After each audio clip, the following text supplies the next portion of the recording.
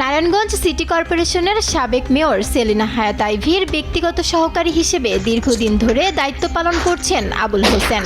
মাসে তার বেতন ৩৬,০০০ টাকা হলেও চলাফেরা কোটিপতির মতোই। দেশ টিভির অনুসন্ধানে বেরিয়ে এসেছে শহরের বিভিন্ন এলাকায় আবুলের একাধিক ফ্ল্যাট থাকার তথ্য।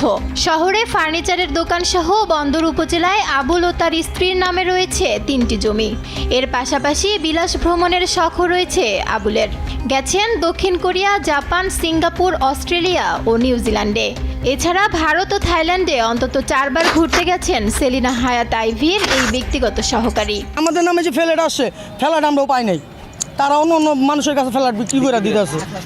আমাদের আশা দিয়ে ছুঁয়ে দিছে। সাথী নিয়ে আসতো, এখন 2টা ফ্ল্যাটের 4-5টা ফ্ল্যাটের মালিক। চাঁদা তুলে, অটোতে তুলে, সিএনজিতে তুলে এই টাকাগুলো পায় ওরা মাসে মাসে। অভিযোগ রয়েছে অনিয়ম আর প্রভাব বিস্তার করে সম্পদের পাহাড় গড়েছেন তিনি।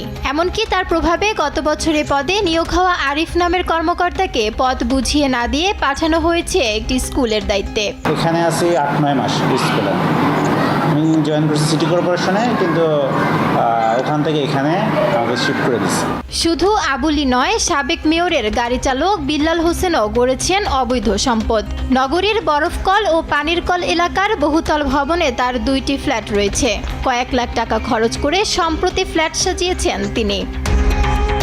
নারায়ণগঞ্জ সিটির সাবেক মেয়রের নিরাপত্তার দায়িত্বে ছিলেন পুলিশ কনস্টেবল শফিক। বিশেষ সুপারিশে প্রায় 13 বছর ধরে এখানে কর্মরত ছিলেন তিনি। শহরের বিভিন্ন স্ট্যান্ড থেকে টাকা তোলা সহ গাছ কেনার বরাদ্দের টাকা নয়-ছয় করার অভিযোগ রয়েছে তার বিরুদ্ধে। তবে এসব বিষয়ে ক্যামেরার সামনে কথা বলতে রাজি হননি আবুল, বিল্লাল ও শফিক। নারায়ণগঞ্জ সিটি কর্পোরেশনের কোনো কর্মকর্তা বা কর্মচারী অনিয়ম দুর্নীতি করেছে এমন অভিযোগ পাওয়া গেলে তদন্ত করে ব্যবস্থা নেওয়ার কথা জানিয়েছেন নির্বাহী কর্মকর্তা।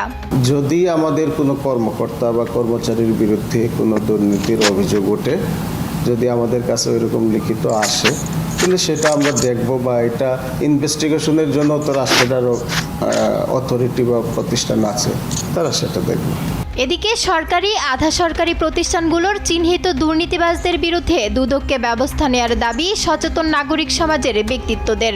সিটি কর্পোরেশন, ভূমি অফিস, সরকারি আরও বিভিন্ন অফিস, ব্যাংক, বিমা, এগুলিতে আপনার বিভিন্নভাবে এখানে দুর্নীতির খবর পাওয়া যাচ্ছে। যদি এগুলি সত্যি দুর্নীতি হয়ে থাকে তাহলে পরে এখানে দুদককে পদক্ষেপ নিতে হবে এবং প্রকৃত দোষী যারা তাদেরকে আইনের আওতায় এনে শাস্তির ব্যবস্থা করতে হবে। স্বৈরাচার আওয়ামী লীগ সরকারের জনপ্রতিনিধির প্রভাবে অনিয়ম করে রাতারাতি বিপুল অর্থের মালিক বনে যাওয়া নারায়ণগঞ্জ সিটি কর্পোরেশনের কর্মকর্তা কর্মচারীদের বিরুদ্ধে কঠোর ব্যবস্থা নেওয়ার দাবি নারায়ণগঞ্জবাসীর। নিউজ ডেস্ক, দেশ টিভি।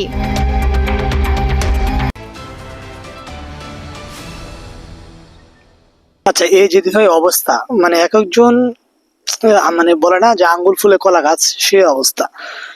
ও শিট, বাংলাদেশে যে দুর্নীতি আর যে দুর্ব্যবস্থা সব দিক দিয়ে তার আমরা নিশ্চয়ই দেখতে পাচ্ছি, একেবারে দিনের আলোর মতো ক্লিয়ার সবকিছু, তাই না?